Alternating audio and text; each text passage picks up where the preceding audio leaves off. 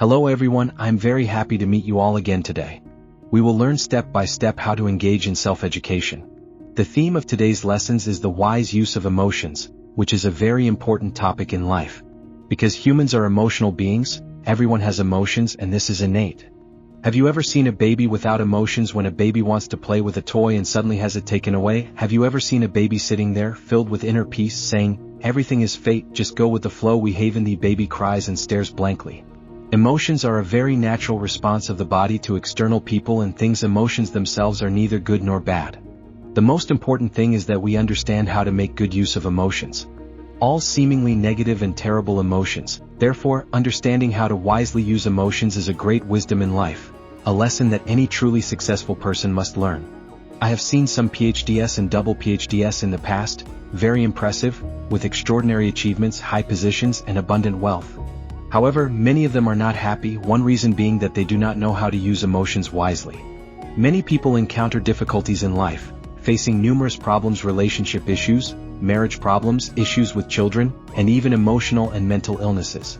This is because they are hijacked by emotions, dominated by emotions for a long time.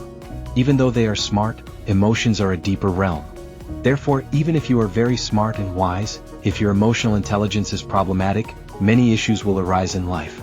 So, understanding emotions is key, because if we do not understand our own emotions, we cannot control them or transform them.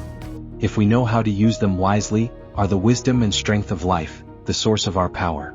The biggest taboo when facing emotions is what we men often do, especially as traditional macho men, which is to suppress emotions and pretend nothing is wrong.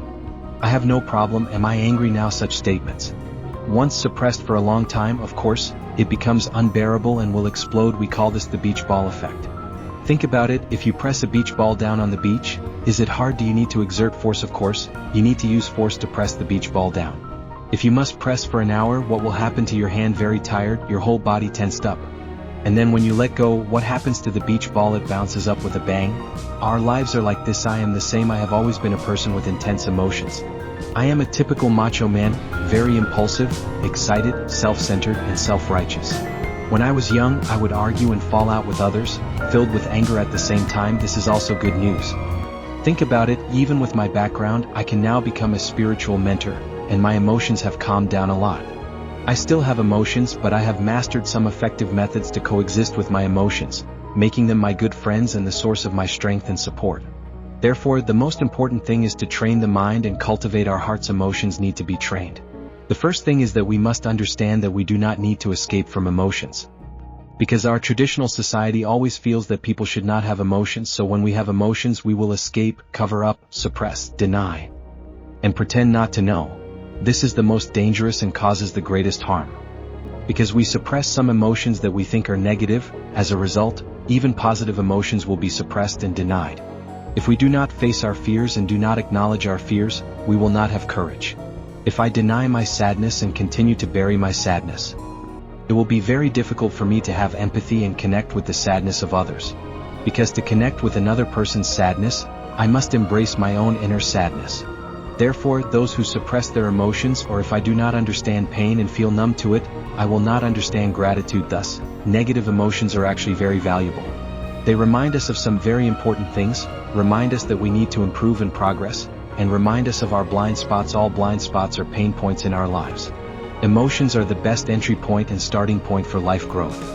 Anyone who wants to engage in spiritual practice, anyone who wants to make their body, mind, and spirit healthier and more powerful, anyone who wants to become a leader, master, or mentor in life, or anyone who wants to be a team leader or run a good business, I believe the first thing they need to learn is to handle their emotions well. In the next lessons, I will share many different methods and effective approaches to teach everyone how to handle our emotions, all of which are very practical methods. I personally feel that, as mentioned earlier, the biggest taboo in handling emotions is to escape, cover up, suppress, and deny, which is to ignore them. Therefore, the way out is awareness. It is to mindfully pay attention to my emotions. Because emotions, seemingly negative emotions, have the energy of love behind them, which is a yearning for love. This yearning for love is blocked and closed off, which is why we experience many emotions. Therefore, behind all negative emotions, we can find a positive intention. This awareness is very important. Next time when I have a lot of emotions, I remind myself that I do not need to suppress them, nor do I need to vent them, but rather let myself be still, connecting with the possible sadness, anger, helplessness, fear, and guilt in this moment, which are all cries for love, indicating that I have some needs within me that need to be seen, respected, listened to, empathized with, affirmed, and cared for. Emotions are always about some unmet needs and expectations, some inner demands and hopes.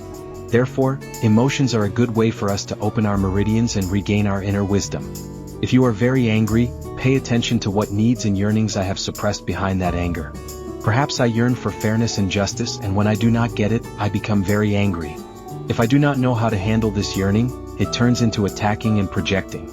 Or if I feel very guilty, why do I feel so guilty? Because I yearn to be accepted, I keep attacking myself, so guilt reflects my high demands on myself, not letting myself off the hook. Guilt reminds me that I need to connect with the power of acceptance. Or when I feel very anxious, worrying about how my child is doing, how my husband is doing, how my mother is doing, how my father is doing, etc. I may have many attachments, insisting that I am right. Is that okay? Therefore, all emotions help us examine ourselves. The most important thing is that emotions are a multi-layered building, layer upon layer, and the bottom layer is what we call core emotions. Core emotions are the most fundamental emotions. Let me give a simple example to help everyone understand the multi-layered nature of emotions. Therefore, the wisdom of life is to discover yourself, the multi-layered nature of your own emotions. Everyone has a multi-layered building of them. By recognizing your core emotions, you will understand how all the important decisions in our lives, all important behavioral patterns, communication patterns, thought patterns, and emotional patterns come about. They all stem from some core emotions we have. For example, using a very traditional and simple example, a woman sees her boyfriend chatting happily with another woman at home, laughing and seeming very close. How would this woman feel? Of course, she might feel very angry. Anger is just a surface emotion in any situation, not a core emotion. Beneath anger, there can be many layers, and each person is different. Beneath anger, there may be feelings of grievance, feeling that I have given so much, yet you treat me poorly. Behind grievance may be a lack of security, feeling very unsafe. Inside, there may be jealousy, feeling that you no longer want me and prefer a woman with better conditions than me. Behind jealousy may be fear, fearing being abandoned, etc. Emotions. So, from the surface emotion of anger, it can go down to grievance, jealousy, inferiority, feeling inadequate, or even guilt, feeling that I am not good enough to keep my boyfriend. It can be fear, and there can be many layers. Therefore, next time when we have surface emotions, usually anger or frustration, immediately let ourselves be still. We do not need to suppress it, nor do we need to vent it, but rather look at what the core emotion behind this surface emotion is. Because surface emotions are responding to our core emotions, and often they are masking, escaping, disguising, or denying the core emotions. So, I hope everyone has this awareness. Before we share many effective methods in our future classes, we need to befriend our emotions and learn to make good use of them and transform them. There are 3 things worth noting. First, ask yourself, what emotions do I experience most often? What emotional patterns do I keep repeating?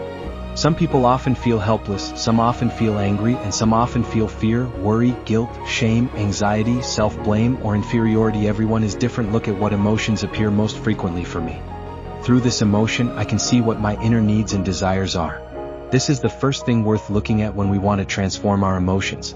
Second, we need to recognize our emotional skyscrapers. Okay, the most surface layer might be anger, guilt, or helplessness, but there are many layers beneath it.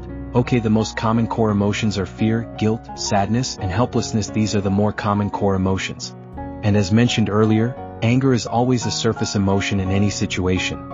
It is an externalized emotion that manifests from core emotions. Of course, anger is very important, but it is not a core emotion. Third, it is worth asking ourselves if I take responsibility for myself, if I am fully responsible for my needs and desires. How can I handle myself? How can I face my emotions? I encourage everyone to ask themselves these 3 questions more often. First, what are the emotions I keep repeating? What emotions do I experience most often? Second, the emotional skyscrapers, layer by layer. Third, if I take responsibility for my emotions, how can I face myself? Okay, finally, when we learn to handle our emotions, we will also learn to face the emotions of others when interacting with anyone. I see the other person, for example, my mom or my wife. When she scolds me and says I'm stupid, many people are scolding themselves for being stupid. Okay, I need to recognize that behind her, she also has her emotional skyscrapers, and when she vents her emotions on me, she also has her desire for love. So, we often say to handle emotions first and then handle matters, because if we only deal with events, we cannot see their true inner needs. If your child suddenly throws things around, doesn't want to do something, or dislikes doing it, what is behind their outburst? They might feel unloved, feel that their dad has neglected their needs, or feel that their sister is favored more than they are. See and hear their emotional skyscrapers and understand what their emotional desires are. Therefore, making good use of emotions is a lesson that one must learn in life, because it not only brings inner peace but is also an essential topic for successful relationships with anyone. Alright, today the time is almost up. I have shared the first lesson on making good use of emotions. In the next class, I will start sharing an effective method for each class, allowing us to learn to cultivate and transform our emotions ourselves. Thank you, and I sincerely appreciate everyone.